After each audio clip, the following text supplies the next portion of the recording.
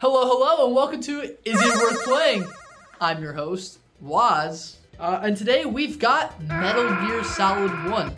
I play a game so you don't have to. You might know and heard of Metal Gear Solid. I mean, it's hard not to in the day. We've got about 5 title games. We have Revengeance, memes at the wazoo, no pun intended, memes at the wazoo from this game. So it's impossible not to hear about Metal Gear. So I went back in time to play the first ever Metal Gear Solid, which was made in 1998 by Konami, by, you guessed it, Hideo Kojima, the very famous, probably the most famous game developer slash designer slash whatever he is, game director there is out there currently at this time of this recording. He's making Death Stranding 2, and just doing probably 1,000 side quests, because that's what Hideo Kojima does. Even though Metal Gear Solid is the first game, it's the first game that says Solid. That's very important. Metal Gear Solid. Metal Gear Solid 1 is the first Solid of this franchise. But there is an older Metal Gear, so this isn't technically the first Metal Gear.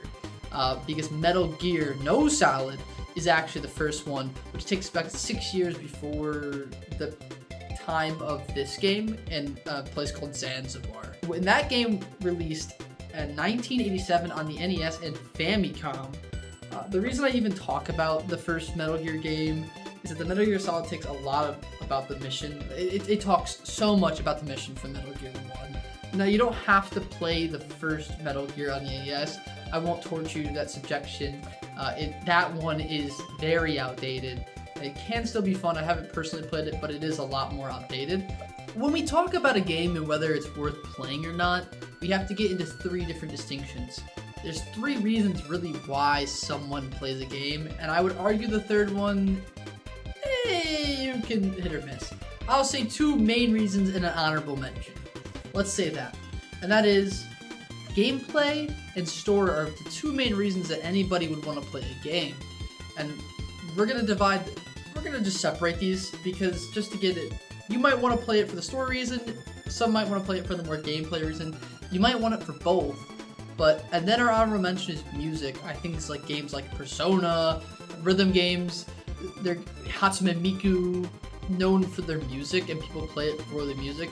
We're gonna get straight into the gameplay, because that is the scariest part about Metal Gear. Metal Gear being made in 1998, you would assume that the gameplay is kind of outdated by now today's standards, and kind of frustrating to play, especially if you compare it to Metal Gear Solid 5, or Revengeance, or anything newer than itself, even I would argue 3, and now with a remake of 3 coming out, depending on where you watch this, 3 might remake, Snake Eater might be already out. This is on the PS1, and the PS1 being known for adding rumble controls, high audio, and most importantly, the biggest thing about the PS1 is the ability to do 3D graphics, which is something that Metal Gear didn't have that Metal Gear Solid does have. It has a 3D environment, and Konami at the time really pushed all these features that PS1 had.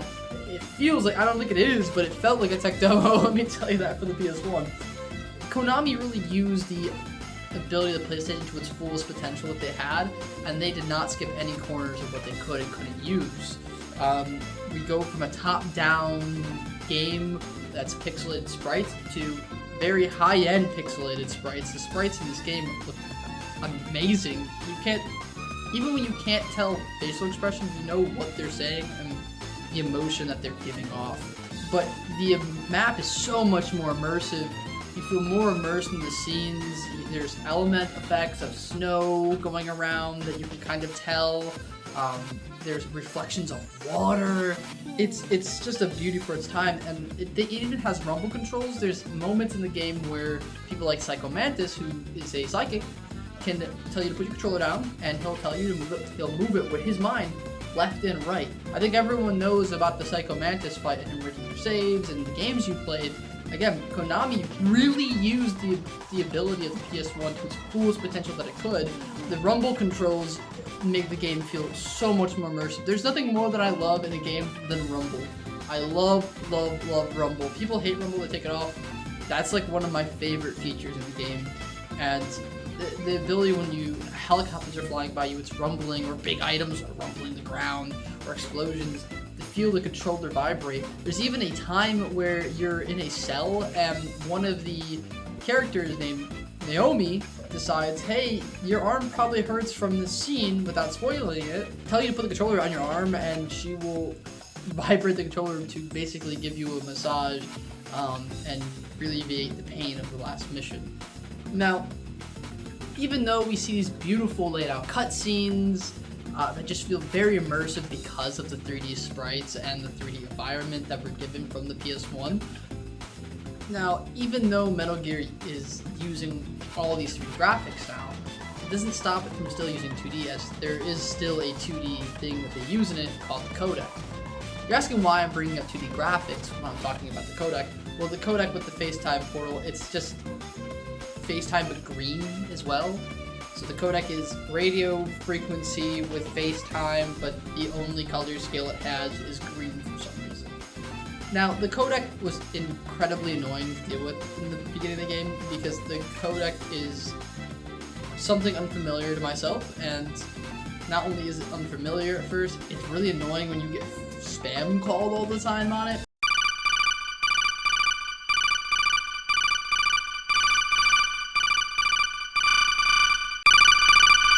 And it just shows their face too. It's not like we're seeing a full body of them, we're just seeing their face and their facial expressions. This is the only time we actually see, because the sprites don't have too much facial expression, this is the time we really see the facial expression in these characters, and they do a very good job at expressing the expression these people make on their face in the codec is really actually cool, and you see a lot of surprising details that you wouldn't see in the over map, basically, with the sprites that they have.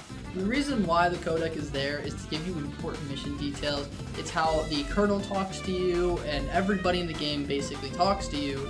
Now, they talk to you in cutscenes when you're face-to-face with them, but when you're not face-to-face with them and you need either a hint of how to beat a boss, or you need some advice, or your next mission step, or what the people around your inner circle think about what's happening in the current events of the game, you can always bring them up. It's also how you save the game, with a chick named Mei Ling, and she saves your memories, and that's how they explain saving the game, as they take your memories into data files and save them.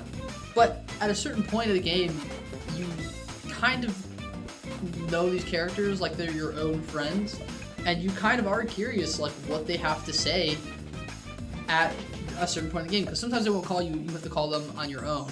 And sometimes I found myself just going through my list of codec and just calling them, just seeing like what they think just happened, because I'm just like, oh my god, that's crazy what just happened in this game. Let's see what the Colonel thinks about this, or Otacon thinks about this. You might find it annoying through the entire game though. If I was a speedrunner, I'd probably find it very annoying. There are times where I would die to boss and there's a codec scene before that's super long, and every time you die, you have to go through the codec scene again, and it's really long, and that's kind of annoying because you can't just skip it like cutscenes. So that would be my only complaint with the codec. Now, we know Snake, if you ever played Super Smash Bros, or if you know of Metal Gear a little bit, Metal Gear is very tactical. It's an espionage simulator, basically. So there's a lot of weapons that Snake has as a proposal. We have guided missile launcher, we have a tractor missile, we have an auto rifle called the FAMAS. We have a very powerful sniper rifle that allows you to shoot very fast, in my opinion.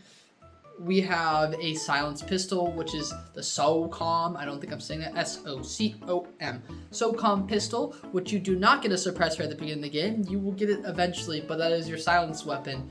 You have grenades. You have so many different grenades. You have the regular grenades, which work the same way in Smash, if you ever played Smash. You have chaff grenades. No, that's not what you think it means. It's to take out electronics. Stun grenades to stun people and run past them. And you also have C4s. Let's get into the low tier enemies, the grunts, if you will, the goons, if you want to say. The grunts are supposed to be these genome soldiers, basically genetically enhanced soldiers. They don't feel that way. They go down in 3 punches. I don't know what the hell Snake has been eating, but he's taking down genetically modified soldiers. There's actually not that much sneaking in Metal Gear. I know Metal Gear is known to be a sneaking game, and I believe that later adaptations of it are, but Metal Gear Solid, the first one at least, I would argue you're only stealth for like 1/4 of the game. After that, there's no more really enemies, and all the enemies have been replaced with turrets. And if you don't have chaff grenades to take down those turrets, they're everywhere and they shoot you and they're just gonna take your health, and it's really annoying. I actually really hate the turrets in Metal Gear. I had PTSD for about a week after finishing Metal Gear, seeing turrets everywhere. Everywhere. I looked in every corner of my own home for actually hours. For days even. I would look and check the corners of every place I'd go into to see if there was turrets. And then you never see grunts again. The grunts are only at the beginning of the game, and there's some at the end, but at that point, you're so geared, they only show up for a little bit, and you're really just killing them. You're not sneaking, you're just going out there, and you have no choice but to kill them and fight them. So, you're not sneaking anymore. You're not. And the last thing about the gameplay, and I think this is what makes Metal Gear so good gameplay-wise, is the boss fights. This game has probably one of the best boss fights I've ever played in gaming. Every boss fight is different. It requires a different technique. You need to master something. It felt like every boss fight was training me to be better at Metal Gear. And I mean, that is the point of bosses, but I felt like I was in AIM labs, but for Metal Gear. I had to learn a specific mechanic in the game and get good at it to fight this boss, and I would ignore certain mechanics that I would eventually have to master to fight a boss, and I would lose over and over and over again. These bosses will whoop your ass. They will humble you till there is no tomorrow. You think you got it all? There's a boss, I'm telling you, that will just annihilate you like 50 times over. It is so annoying. But there's something about it that is just so fun. Once you get that boss and you fight him, you kill him or beat him, it's such a dopamine rush, and the boss fights are so addictive. Even if I keep losing, I'm like, oh, I was so close. It's a very addictive cycle of bosses. Now we get into the story of Metal Gear, the second reason why you would want to play it. Now, I'm going to try to explain the story as best as I can without spoiling it, because I feel like you really should play these games and experience the story yourself, and I don't want to spoil things because it takes away from how the story is supposed to be told when you know certain things. So I'm going to try to explain the story the best I can without spoiling the story. Got it? So Metal Gear Solid takes place in Alaska, where a group of terrorists named Foxhound have taken over a compound containing a weapon called, yeah, you guessed it, Metal Gear. Metal Gear is a nuclear weapon, and they're using this nuclear weapon to demand things from America, $1 billion and something else that I will not get into. Now, America doesn't want to give in to these demands just yet because they have an ace up their sleeve, and that's right, it's none other than the man, the myth, and legend himself, Solid Snake.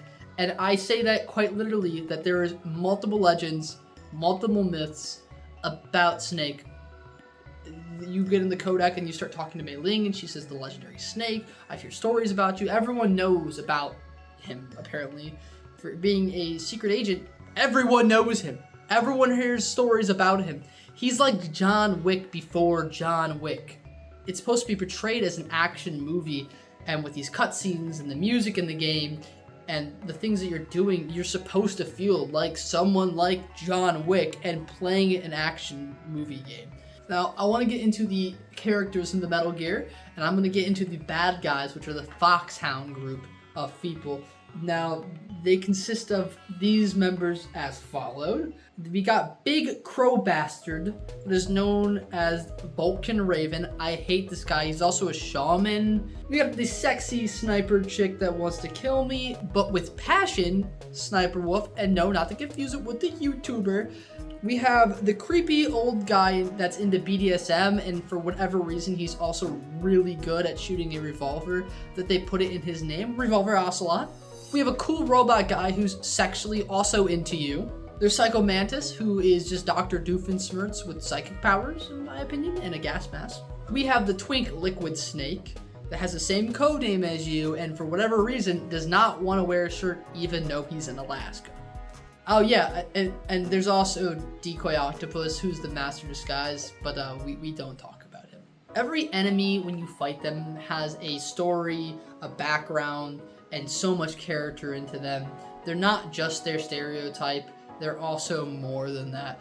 And Metal Gear will use these characters again within in later titles of the games that even goes even more into character with them. But the first one already puts so much character in them, I can only imagine what more character do they need.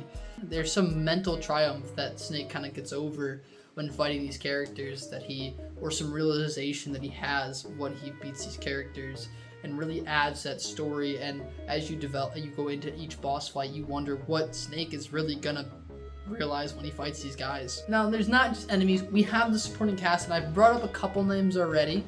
And these characters are your friends, your inner circle, the people that you call in your codec for hints and tricks, or what you're supposed to go, mission objectives. So we start with our first introduction, which is Colonel. The Colonel is the guy who gives you all the mission details. He's the one working in the office and in charge of the mission.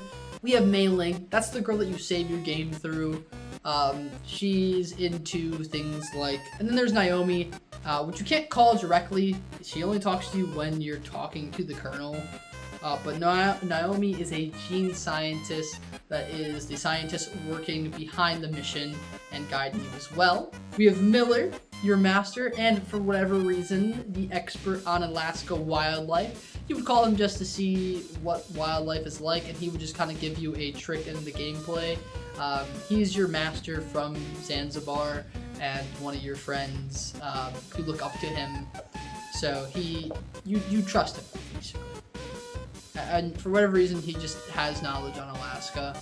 I guess because he lived there for a long time. Then there's Natasha. I don't remember her really. I actually never talked to her. I don't know why. I just never. But she was an expert on weaponry. She's a Ukrainian lady, and I feel like I should have because she kind of seemed kind of cool. But for whatever reason, I just never talked to her. I never found any reason wanting to talk to her. And then there's Meryl, the potential love interest of Snake. Is the Colonel's niece, and for whatever reason, she is stationed in Alaska. And then we have the best supporting character. We have Otacon. Otacon is a weeb who's into mechs, and he is one of the scientists that built Metal Gear, not knowing what he was building. He did not know he was building a nuclear weapon. Then we have Solid Snake, the main protagonist, the character you're playing. Everyone loves Solid Snake. Now Snake, even though he's this crazy one-man army, he does have his flaws, and the game does try to show that within the story. He's a very lonely man, and he often brings it up that he only works alone. He'd like to bring other people in because they'll get hurt, because he lives a very dangerous life. So Snake allows nobody in his life. Snake is often a very stoic man. He's always often, as I said, in every boss fight, he's getting this individuality. He's kind of becoming and realizing something throughout the entire game, and almost becoming his own person separate from what the mission is. Even with all these flaws and the way that Snake is, he is still one of the realest mofos around. Snake, there's times where Snake just drops some crazy quote, just out of nowhere. Just some crazy quote, and you're like, holy crap, Snake, that's deep. That's really deep. The quotes go as followed. A strong man doesn't need to read the future. He makes his own.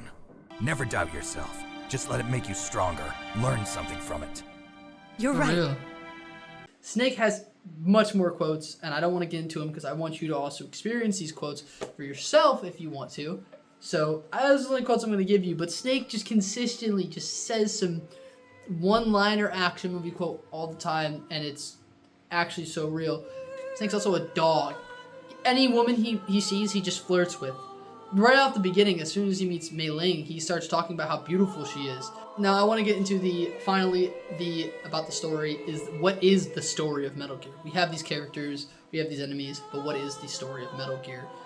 Metal Gear is about the brutality of war and about nuclear war, and I believe those are almost separate themes because they talk a lot heavily about what's the problem with nuclear nuclear war, and they have the brutality of war, and then the main theme, which is Metal Gear 1's main theme, is the idea of genes. Basically, are you defined by your actions, or are you defined by where you came from, and you have, no matter what you do, this is what's your outcome in life, depending on your genes and your heritage. And then I'll get into the music of the game just really quickly as the honorable mention of a part of the game. The music in Metal Gear, it's great. It's a good game. When I listen to it outside of itself, maybe like one song. Other songs, they're kind of more meant for the immersion of the game, and they do a very good job of making you feel immersed in those environments.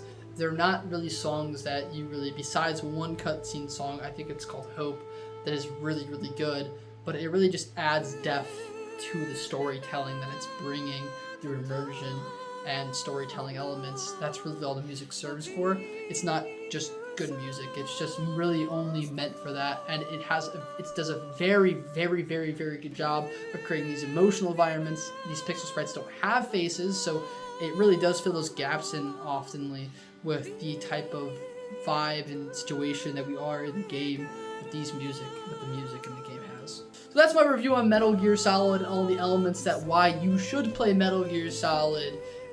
And if I miss anything, please go in the comments below and yell at me and tell me what I missed, because I plan on doing more of these, and I would like to get better at them, so do tell me. Now we ask the question that we've been waiting for this entire video that I've been drawing out: is it worth playing Metal Gear Solid 1? Yes it is. It's a great game. It's a wonderful game. Despite even all of its flaws that it has for it being a product of its time, it still is ahead of its time during its time, being revolutionary, that it kind of holds up pretty well today. Surprisingly, it is a bit frustrating to play at the beginning, but let me tell you, it's just because it's different than any other game you've ever played, probably. It's definitely worth it. The story alone is worth it. And if you can't get through the gameplay and it's really annoying, I have a full video series on Metal Gear, and that's up there in a playlist. I'll put it in the comments below.